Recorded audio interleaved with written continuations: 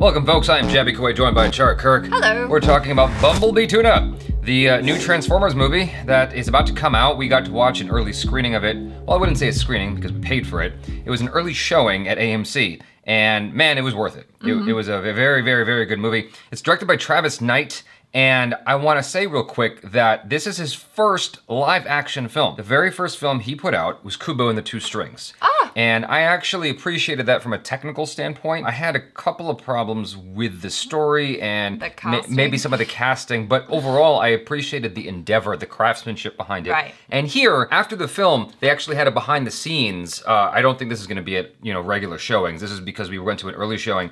They had a behind the scenes where Travis Knight talked about the process and what he was trying to achieve. And it made me appreciate it even more. Yeah. I wanna say, first and foremost, you need to buy your tickets for this movie in advance. You need to go watch it. It's very, very much worth the price of admission. It's worth watching it on the big screen. Yeah. Because the visual effects are still really, really good. The story is great. The acting is good. Everything is all around just a solid picture, in my opinion. Yeah, it's very entertaining. I love the story. It was moving. I cried. It's everything that you love from that sort of coming of age story that, had its heyday back in the 80s with a lot of Spielberg films and stuff. One of the great things about this film that is brought back from the Spielberg era is heart. A lot of the Transformers films were completely lacking heart. You sort of got it in the first Transformers film with Shia LaBeouf because Shia LaBeouf brought a lot to it. Yeah. And then with each subsequent installment, it just got progressively weirder, worse, and more distant from humanity. The last one I watched before this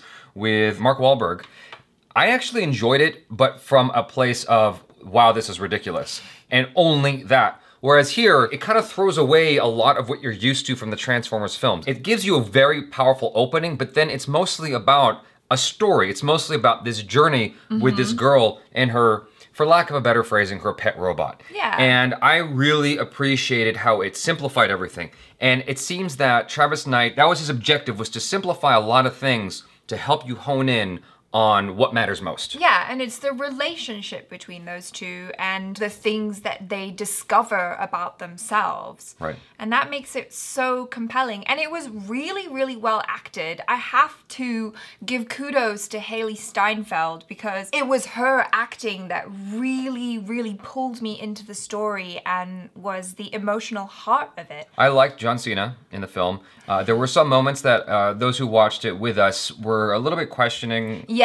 But I still liked it. I still thought that he did a great job. He knew exactly what kind of movie he was in. Travis Knight knew exactly what kind of story he was telling. It knew what to make fun of. It knew what to take seriously. And the relationship is very, very strong between Hailee Steinfeld and her pet robot. And they did a really great job with, I suppose, what would you call it? Like animating him or bringing him to life? The visual effects. Yeah, the visual effects were great. And what they talked about in the behind the scenes at the end of the movie was they tried to kind of anthropomorphize him more, making him look cuter and really focusing on his eyes. And you definitely get that. And there's that transformation as well from when he's like Bumblebee and when he turns into like the soldier transformer, right? Which was really cool. So on another note, this is kind of an aside, but it's a good family film. I would say that it's pretty safe for the entire family.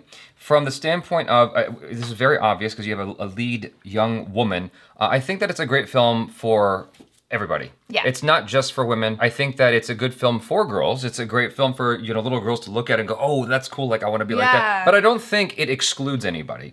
It's a very inclusive film, and it does a great job of just hitting all the marks that it needs to make it good for everybody. I really enjoy it, and I look forward to watching it again. Honestly, I really, really enjoyed it, and I was surprised at how moved I was, and I think that this is a really great reboot to the franchise. I think it's the best Transformers movie to date. Yeah. The best one.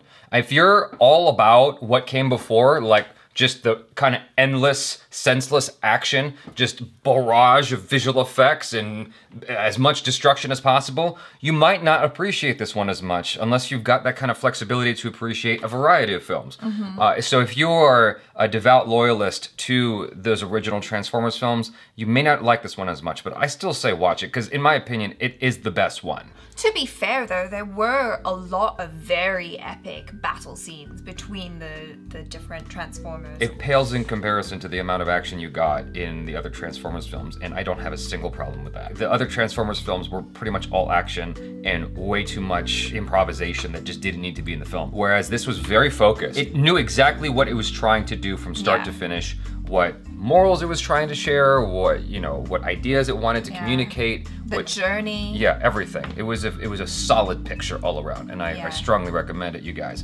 And it was also a really lovely ode to the 80s as well. There's lots of really cute 80s reference, 80s music. So if you're into that, if you're like an 80s file, you'll love it. Yeah. I did hear one person complain that there was too much 80s music and too much 80s reference. It didn't bother me when I was watching it. I'm sure that if I watch it let me take that back. I'm sure when I watch it a second time, I'll notice it more, but my first time watching it, I didn't care. I loved it. So, you guys, go watch it, check it out. Let us know your thoughts in the comments below after you've had a chance to watch it. And if you haven't seen it yet, as of watching this video, let us know what you're excited about most. And yeah, that's awkward closeout. So, okay, thanks, bye.